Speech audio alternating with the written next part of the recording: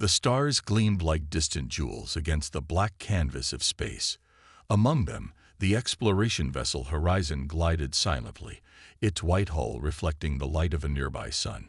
Inside the bridge, Captain James Miller stood with his hands clasped behind his back, watching as his crew prepared for the jump.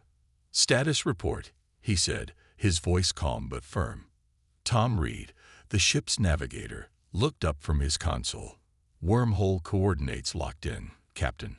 All systems are green." Miller nodded. The year was 2157, and humanity had spread to 3 star systems. The Horizon, the pride of the United Earth Fleet, carried 230 of Earth's best men and women. Their mission: to check a strange signal from beyond known space. This signal, Miller had told his crew during briefing, could be nothing, or it could be the greatest discovery since the Mars ruins. His blue eyes had sparkled with excitement then. They still did now. "Prepare for jump in 30 seconds, announced Reed. Miller tapped his comm. "All crew, secure stations for wormhole transit." The Horizon had made many such jumps before. This one should have been routine. No one expected it to be their last. "Jump in 5, 4, 3, 2, 1. The ship entered the wormhole, the familiar stretch and pull of space-time wrapped around them. Then something changed. The bridge lights flickered. Warning alarms blared. "What's happening?" Miller demanded, gripping his chair as the ship shuddered. "Unknown interference," shouted Reed, his fingers flying across his controls. "The wormhole is, Captain, it's collapsing with us inside." Miller's training kicked in. Emergency protocols. All power to shields. His words were swallowed by a blinding flash of light. The Horizon vanished from known space, leaving nothing behind. No debris, no distress signal, no trace. 6 months later, Commander Anna Hayes stood before the United Earth Council. Her uniform was crisp, but dark circles shadowed her eyes. After extensive search operations, she reported, "We have found no sign of the Horizon or her crew.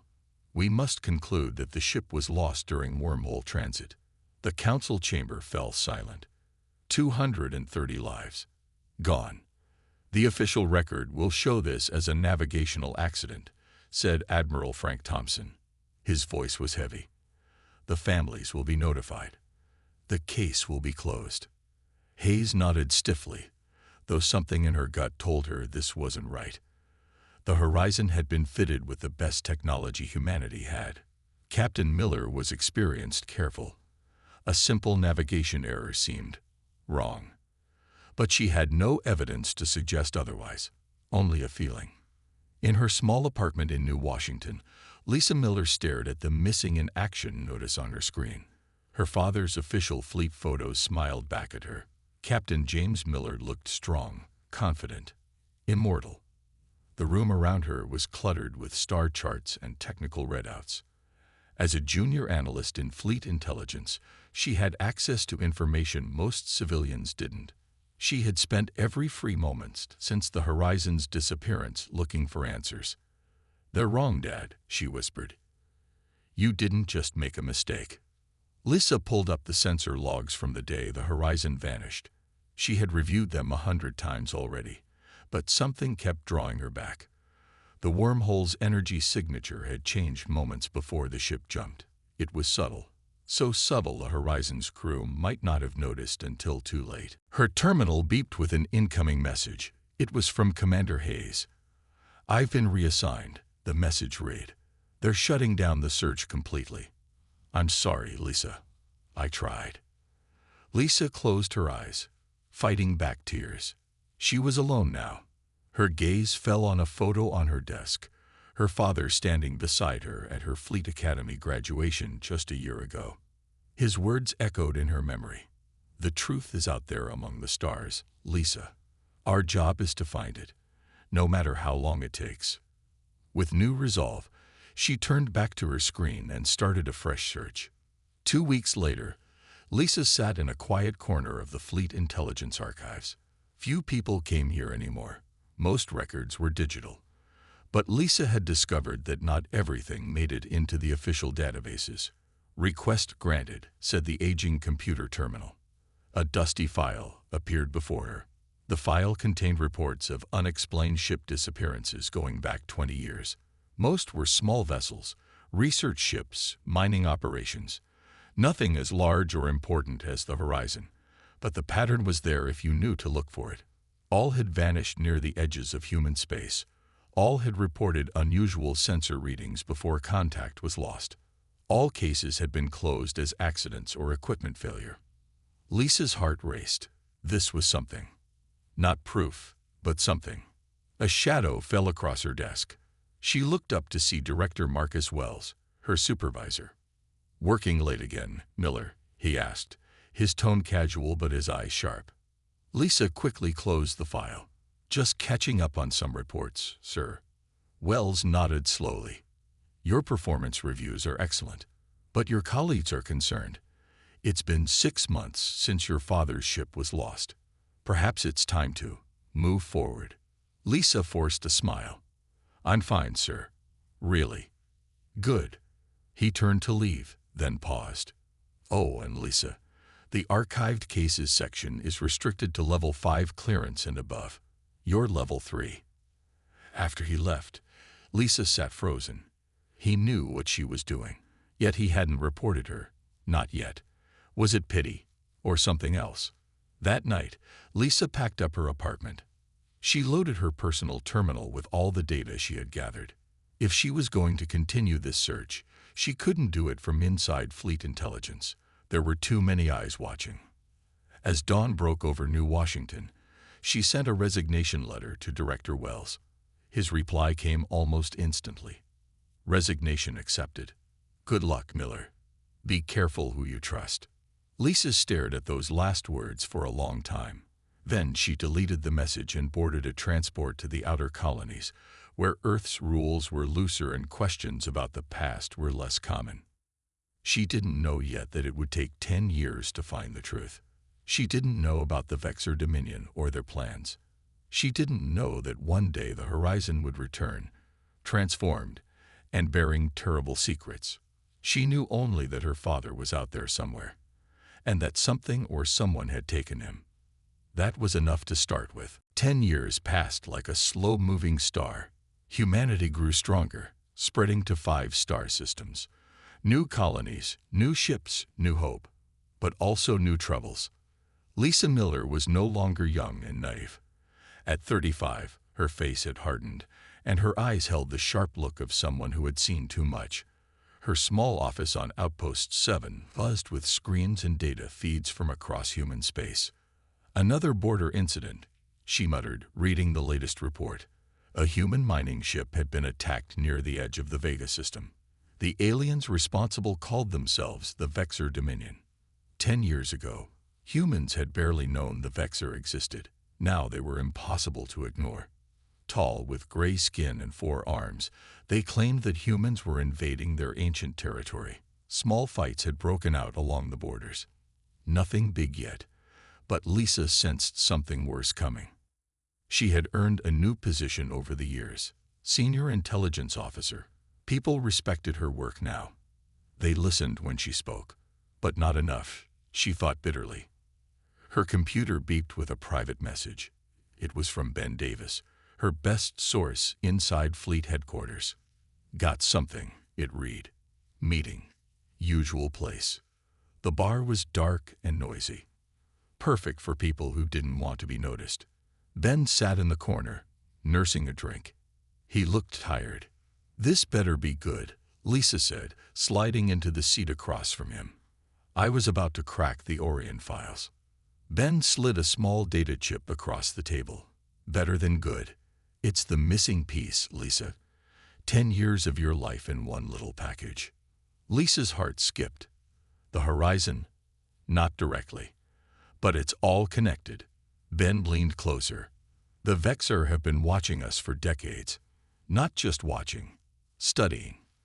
Learning our tech, our tactics, our weaknesses. We already suspected that." "Yes, but this proves it." Ben tapped the chip. "And there's more. They didn't just start testing our borders recently. They've been taking our ships for years, testing us, prodding our defenses. Lisa felt cold, like the horizon. Ben nodded, exactly like the horizon, and at least 15 other missing vessels we've written off as accidents. Lisa pocketed the chip. This is enough to take to Admiral Wilson. Ben's laugh was bitter. I tried. He shut me down hard. Called it speculative and warmongering. Something's not right at Fleet HQ, Lisa. She wasn't surprised. The military had been strangely hesitant to confront the Vexor threat directly. What now then? Watch your back, Ben said, and maybe find some friends. This is bigger than both of us. Admiral Robert Wilson stood at the window of his office, looking out at the fleet ships docked at Earth Station 1. Behind him, the Vexor ambassador waited patiently.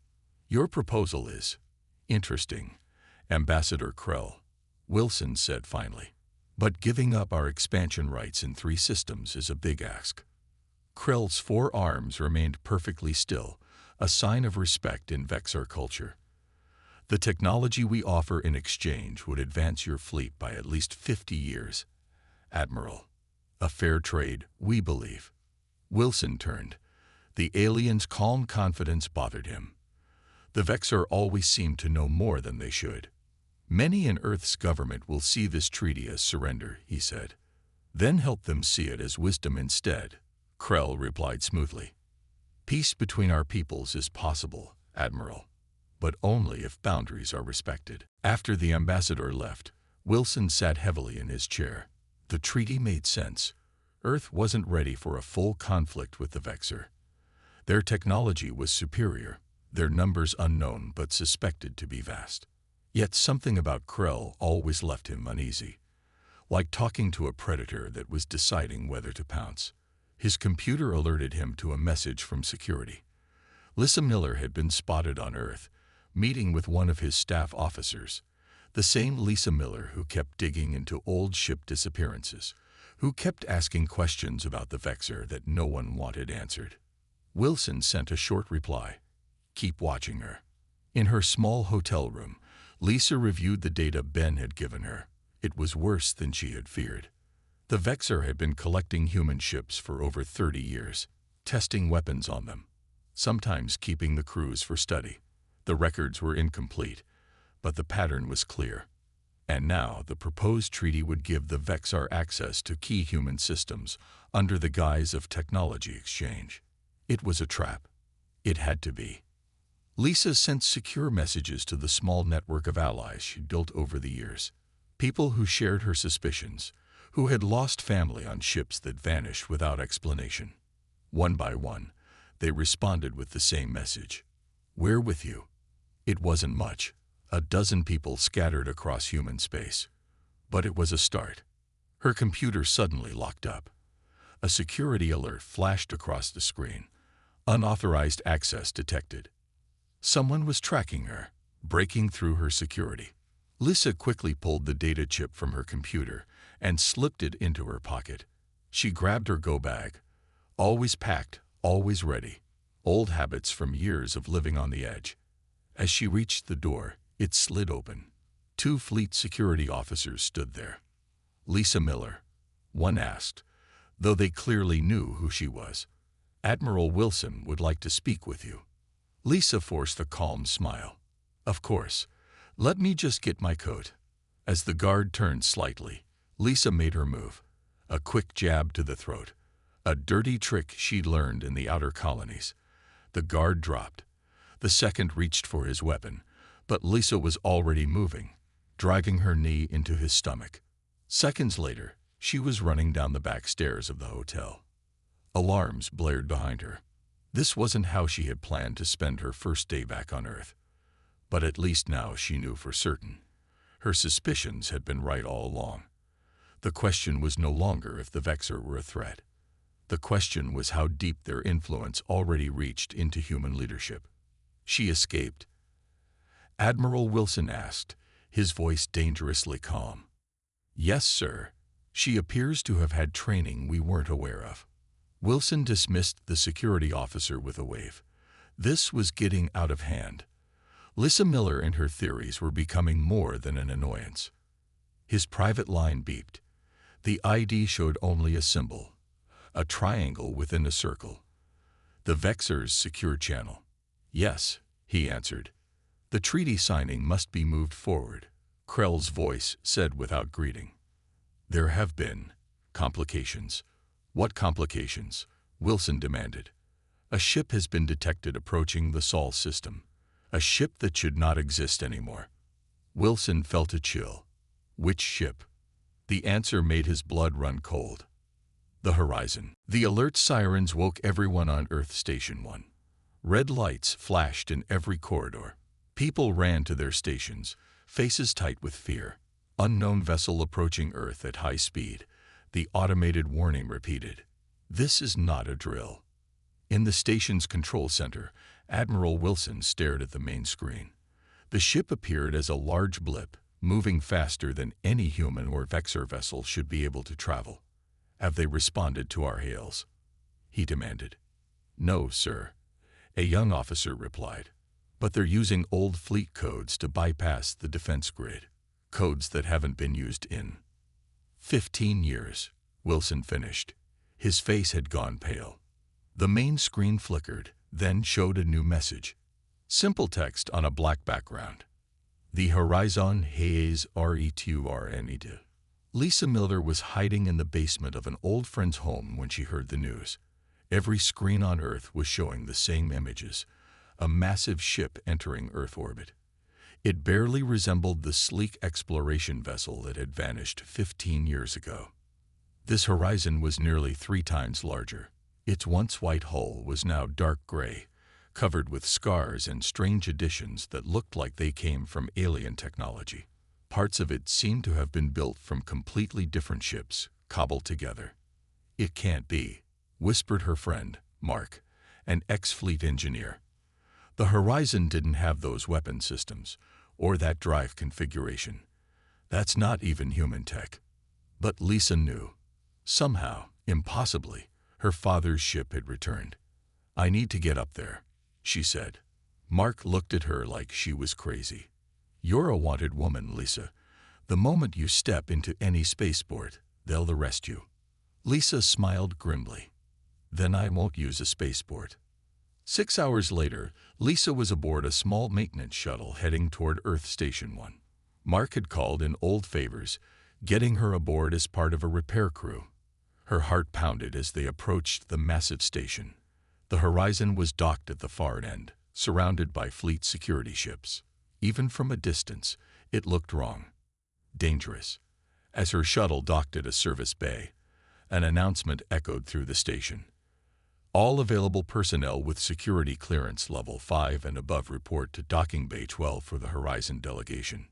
Lisa checked her fake ID. Level 3. Not enough. She would have to find another way. Captain James Miller stood at the airlock of his ship, waiting. He looked nothing like the man who had left Earth 15 years before. His once dark hair was now completely white. A long scar ran from his left eye down to his chin. His right arm was gone below the elbow, replaced by a mechanical limb of unknown design. His remaining eye watched the station's airlock with cold intensity. Behind him stood 12 crew members, similarly changed. Some had visible cybernetic implants. Others showed scars or strange tattoos. All had the same hard look in their eyes. They're sending a delegation, said Tom Reed, the former navigator. Half his face was now metal, with a glowing red eye. Led by Admiral Wilson himself. Miller nodded. Good. I want to see his face when he realizes who we are. And if he tries to detain us? Asked a woman whose name tag read Dr. Patel. Her hands flexed, revealing small weapons built into her fingertips. Then he learns what we're capable of. Miller replied softly. Lisa had found an access tunnel that ran near Docking Bay 12. Through a maintenance grate, she could see the delegation gathering. Admiral Wilson, several high-ranking officers, and a group of scientists. They looked nervous. The inner airlock door of the horizon opened. Lisa's breath caught in her throat. The man who stepped through was both familiar and a stranger. She would know her father anywhere. But this scared, white-haired cyborg barely resembled the strong, confident captain from her memories. "Captain Miller," Admiral Wilson said, his voice carefully controlled. "On behalf of Earth, welcome home." James Miller stared at Wilson with his one good eye. "It's been a long journey, Admiral. We have many questions." "I'm sure you do," Miller cut him off. "But first, I have a request. My daughter, Lisa Miller. I want to see her." Wilson's face tightened. Lisa Miller is currently wanted for questioning about security matters. Once she turned herself in. "You misunderstand," Miller said, his voice suddenly dangerous. "That wasn't a request. My crew and I have traveled very far, through very dark places, to return with critical information. Before I say another word to Earth's leadership, I will see my daughter." The air seemed to freeze between them. The crew members behind Miller shifted slightly, revealing weapons unlike anything Lisa had ever seen. In that moment, she made her decision. She kicked open the maintenance grate and dropped down into the docking bay. "Dad," she called. Every head turned toward her. Security officers reached for their weapons but stopped when Miller's crew raised theirs faster. Miller's hard face changed. For just a moment, she saw the father she remembered. "Lisa," he said simply. She ran to him, ignoring the security officers, ignoring Admiral Wilson's angry shout. Her father's arms, one flesh, one metal, wrapped around her in a tight embrace. "You've grown up," he whispered. "You've been gone a long time," she replied, tears streaming down her face. Miller looked over her head at Admiral Wilson. "Now we can talk. But not here. On my ship." Wilson started to object, but something in Miller's expression stopped him. "Very well. But just you and me." Miller shook his head. "You, me, and Lisa. She's been hunting the truth for 15 years. She deserves to hear it." Inside the horizon, Lisa gasped. The interior was nothing like a fleet vessel anymore. Strange technology lined the walls. The lighting was dim and reddish. "What happened to you?" she asked as Miller led them to what had once been the briefing room. Now it looked more like a war room, with weapon designs and star maps covering the walls. "We were taken," Miller said simply, "by the Vexor. Not for peace talks or scientific exchange, but for study, for training, for their war." He touched a control panel, and a hologram appeared in the center of the room. It showed a vast armada of ships, hundreds of them, gathered near a strange star. "The Vexor have been preparing for decades," Miller continued. "What happened to us was part of their plan. They'd been capturing human ships, testing our responses, learning our weaknesses." Admiral Wilson stared at the hologram. "If you expect me to believe—" "I don't care what you believe," Miller cut him off. "While you've been negotiating your surrender treaty, my crew and I have been fighting for survival in Vexor space. What was 15 years for Earth was nearly 30 for us, thanks to how they moved between systems." He touched his mechanical arm. "They took parts of us, replaced them with their technology, made us fight in their arenas. The ones who survived learned, adapted, and eventually we took back our freedom." Miller's eye fixed on Wilson. "The Vexor don't want peace. They want Earth, and they're coming. Soon." The room fell silent after Captain Miller's words. Admiral Wilson's face had gone from disbelief to anger to something else. "Fear. How long do we have?" Wilson asked finally. 3 months, Miller replied. "Maybe less. Their main fleet is gathering as we speak." He pointed to the hologram showing the Vexor Armada. "We escaped in the confusion when they were moving ships for the invasion." Lisa studied her father's face. The years had been cruel to him, but his eyes still held the sharp intelligence she remembered. "The treaty," she said suddenly, "the one Ambassador Krell has been pushing for, is a trap," Miller finished. "Once signed, it would place Vexor technical advisors throughout your defense network. They would disable your systems when the attack begins." Wilson shook his head. These are serious accusations, Miller. I need proof, not just your word. You'll have it, Miller said. My crew spent years gathering intelligence while in captivity. We have records of their plans, their fleet movements, their weapons capabilities. He pressed another button, and the hologram changed to show detailed schematics of Vexor ships and weapons. We'll need to present this to the full Security Council, Wilson said, his voice tense. If what you're saying is true. It is true, Miller interrupted. And there's something else you should know. Admiral. His voice hardened. The Vexor didn't just happen to find us. We were given to them. Lisa felt cold. What do you mean? Someone in Fleet Command transmitted our coordinates to the Vexor before we jumped through that wormhole 15 years ago. They knew exactly where to find us. We were handed over. The next morning, Lisa woke in temporary quarters aboard the Horizon. Her father had insisted she stay on the ship, saying it was safer than anywhere on the station. Looking at the transformed crew, with their strange enhancements and cold eyes, she believed him. She found Miller in what had once been the ship's mess hall. Now it looked more like a war room, with maps and plans covering the walls. The Security Council meeting is in 3 hours, she said. Are you ready? Miller nodded. As ready as I'll ever be to tell Earth's leaders that they've been infiltrated by alien spies. A woman entered the room. Dr. Patel, the medical officer Lisa had seen yesterday. Up close, Lisa could see thin metallic lines running beneath her skin like circuit pathways. The data package is prepared, Captain, Patel reported. All evidence of Vexor infiltration, the planned invasion routes, and their weapon capabilities. Good, Miller replied. How many of the crew are stable enough to attend? 8, including yourself, Patel said. The others are still adjusting. Lisa wanted to ask what adjusting meant, but the look that passed between her father and the doctor stopped her.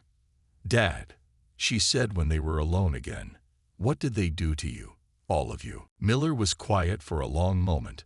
We were an experiment, he said finally. The Vexor wanted to know how humans adapt under stress, how we fight, how we think, how we survive. He flexed his mechanical arm. They pushed us to our limits, then beyond. And the ones who didn't make it. 193 of my crew are still alive, Lisa. Out of 230, the ones you don't see. He paused. They're changed in ways that would frighten most humans. But they're still my crew. Still human where it counts. The Security Council chamber was filled to capacity. Fleet officers, government officials, and scientific advisors had all gathered to hear Captain Miller's report. At a separate table sat Ambassador Krell and 3 other Vexor representatives. This is highly irregular, Krell complained, his 4 arms moving in agitation. Captain Miller and his crew are criminals who stole Vexor property and fled justice. You call humans property? Miller asked, his voice cutting through the murmurs in the room. That alone should tell this council everything they need to know about Vexor intentions. Admiral Wilson called for order. Captain Miller has returned with critical intelligence that may affect Earth's security. We will hear him out. For the next hour, Miller and Lisa presented their evidence, the Vexor plans for invasion, the secret studies of human ships and crews, the hidden fleet gathering beyond the outer colonies. As they spoke, Lisa watched the faces in the room. Most showed shock or fear, but a few, including General Parker of the Fleet Marines and Director Evans of Defense Systems, showed something else, something that looked almost like anger. When Miller revealed his evidence that someone in Fleet Command had helped the Vexor capture the Horizon, the room erupted in shouts. These are baseless accusations, General Parker shouted, rising to his feet. This man returns after 15 years with a wild story and modified aliens technology, and we're supposed to trust him. For all we know, he's been brainwashed by the Vexor. Or perhaps, Ambassador Krell suggested smoothly, the captain has other motives. Revenge can be a powerful drive for humans. Miller stood perfectly still, his eyes locked on Parker. Ask him about Operation Silent Hand, he said quietly. Ask him about the 7 ships that disappeared before the horizon. Parker's face went white. This meeting is over, Admiral Wilson declared suddenly. Captain Miller and his crew will be detained for further questioning. Ambassador Krell, please return to your embassy while we sort this out. Detained. Lisa stood up. After everything we've shown you. It's standard procedure, Ms. Miller, Wilson said, not meeting her eyes. Your father and his crew have been exposed to unknown alien influences. We need to ensure they're themselves. Security officers moved toward Miller and his crew. Lisa saw her father's people tense, ready for a fight. But Miller raised his hand, stopping them. We'll comply, he said, for now. As they were led away, Lisa fell into step beside her father. This is wrong, she whispered. They're ignoring everything we showed them. I expected this, Miller replied softly. The Vexar influence runs deeper than I thought. But don't worry. A small smile touched his scared face. My crew and I have escaped from much worse places than a fleet detention center. That night, Lisa sat alone in an interrogation room. They had separated her from her father hours ago. No one would tell her where he was being held. The door slid open, and Admiral Wilson entered. He looked tired. The treaty signing with the Vexar will proceed tomorrow, he said without preamble. Your father's evidence has been reviewed and found inconclusive. That's a lie, Lisa said. You're making a terrible mistake. Wilson sighed. Perhaps. But it's not my decision anymore. He placed a small data chip on the table between them. This contains the security codes for where your father and his crew are being held. I'm going to step outside for exactly 5 minutes to take an urgent call. Whatever happens in that time is not my concern. Lisa stared at him. Why? Because your father was right about one thing, Wilson said quietly. Someone did help the Vexar capture the horizon, but it wasn't me. He moved toward the door. 5 minutes, Ms. Miller. Use them wisely. After he left, Lisa grabbed the chip. Whatever game Wilson was playing, she didn't have time to figure it out. Her father's warning had been clear. The Vexar were coming. And now they had to prepare for war. Alarms blared throughout Earth Station 1. Red emergency lights flashed in every corridor. Security teams rushed toward the detention block, weapons ready. But they were too late. The cells that had held Captain Miller and his crew stood empty. The guards were unconscious but unharmed. The security systems had been bypassed with expert precision. In the command center, General Parker shouted orders. Lock down all docking bays. Nothing leaves this station. An officer turned from his console, face pale.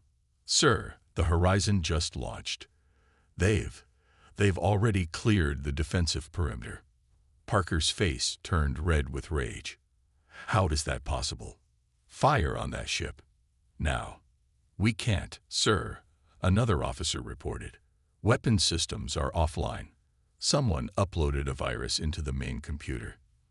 In the corner of the room, Admiral Wilson watched silently, his face giving away nothing.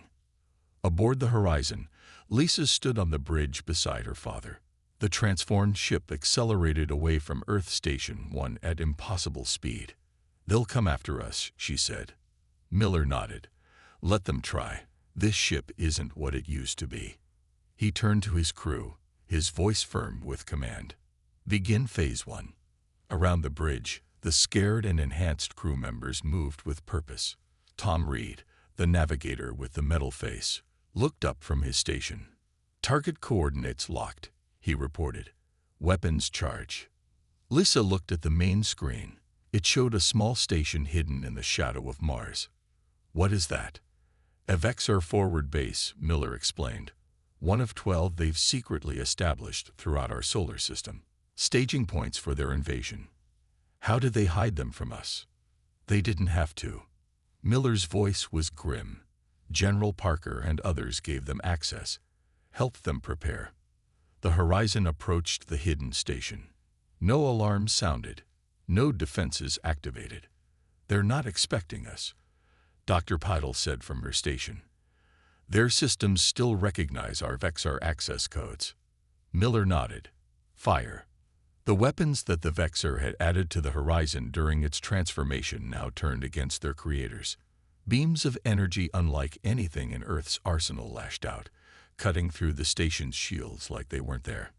The Vexar base exploded in silence, fragments spinning away into the darkness of space. One down, Miller said. 11 to go. On Earth, chaos reigned.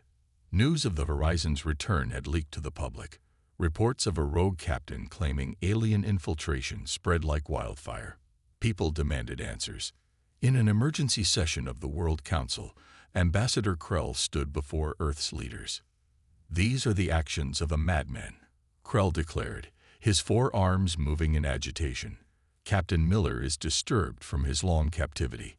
He attacks peaceful Vexar research outposts. He spreads lies about invasion plans." President Ramirez leaned forward. "Then explain why these research outposts were hidden from us. Ambassador, explain why they are armed with weapons." Before Krell could answer, the doors burst open. General Parker strode in, flanked by soldiers whose eyes glowed with the same red light as the enhanced crew of the Horizon. "This meeting is over," Parker announced. His voice sounded strange, with an electronic undertone that wasn't human. One of the council guards moved to stop him. Parker's hand shot out, inhumanly fast, lifting the guard by the throat. Ambassador Krell backed away, suddenly afraid. "What are you doing? This wasn't the plan." Parker turned to Krell. "Plans change, Ambassador. The invasion begins now." In orbit above Jupiter, the Horizon destroyed the last of the hidden Vexar bases. Lissa watched the explosion fade on the main screen. "That's all of them," she said. "But it won't be enough, will it?" Miller shook his head. "No. We've bought Earth some time, but the main Vexar fleet is still coming."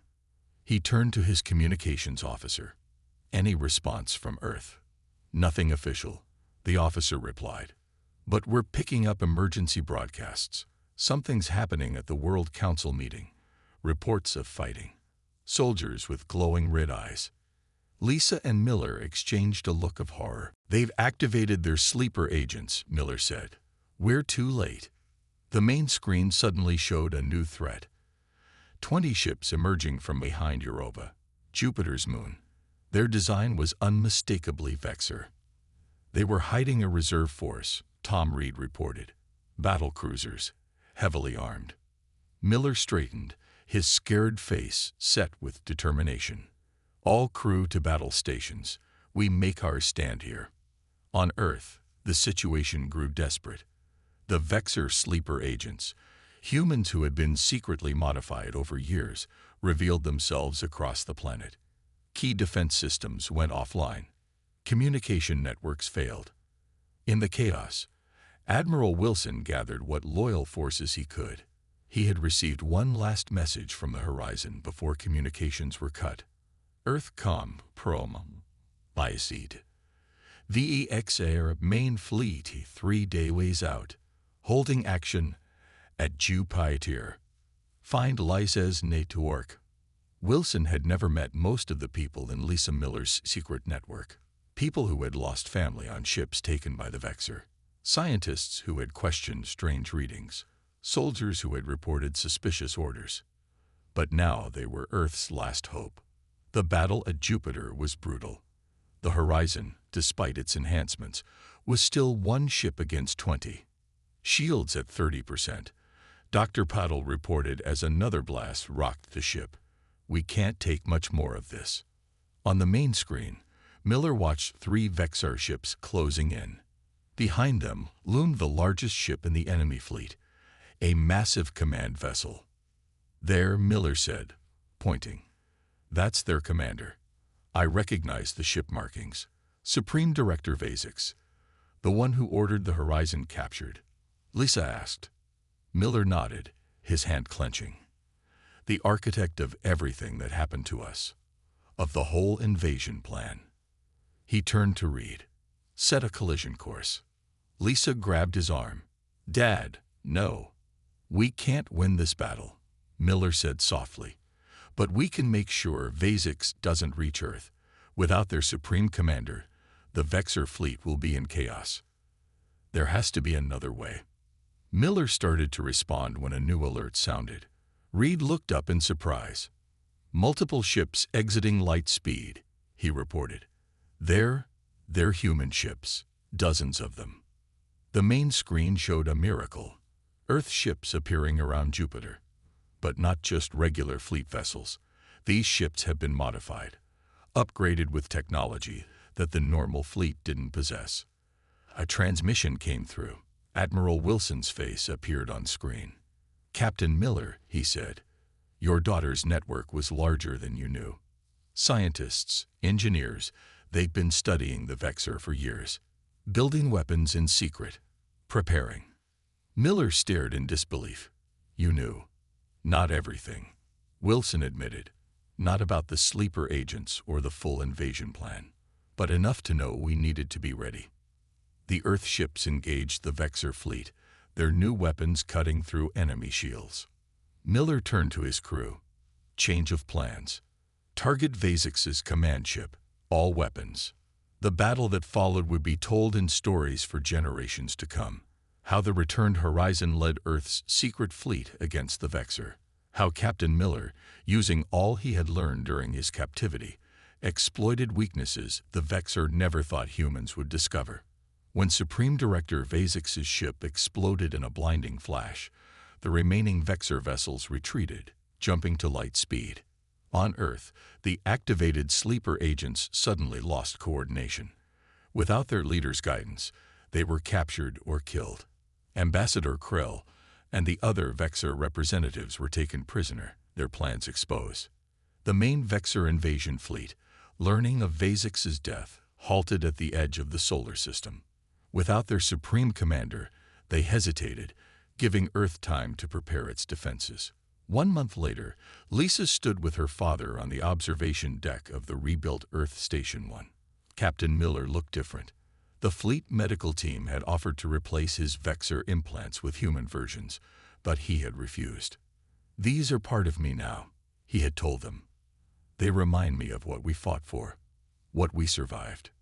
Below them, Earth glowed blue and green in the blackness of space. "What will you do now?" Lisa asked. Miller looked at the stars. "The Vexor are still out there, wounded but not defeated. They'll come again someday." "And we'll be ready," Lisa said. Miller smiled, a rare sight on his scared face. "Yes, we will." The Horizon and her crew didn't just return with retribution, Lisa. We returned with knowledge, with warnings, with the means for humanity to defend itself. He placed his hand, the human one, on her shoulder, and that's worth everything we endured.